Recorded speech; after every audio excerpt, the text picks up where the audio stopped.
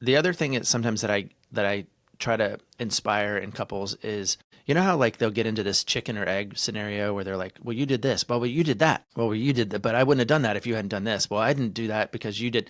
Like, and where does that end? That ends in misery, you know? I try to inspire them to flip it over. So in the scenario you're painting, and one partner goes, listen, I know I've got negative glasses on because I got bullied my whole life, and I that made it hard for me to, put up with some of the things that you say. Be cool if the other partner said, yeah, of course you're having a hard time. You got bullied, and you know what? It's hard. I actually have a negative thing going on too because my parents were never home, and so I've got this fear that you're going to leave me. Well, of course you have that fear that I'm gonna leave. Like that's just a thing that's going on. And that makes sense to me because of that one time I left last Thursday and I didn't come back till Friday morning.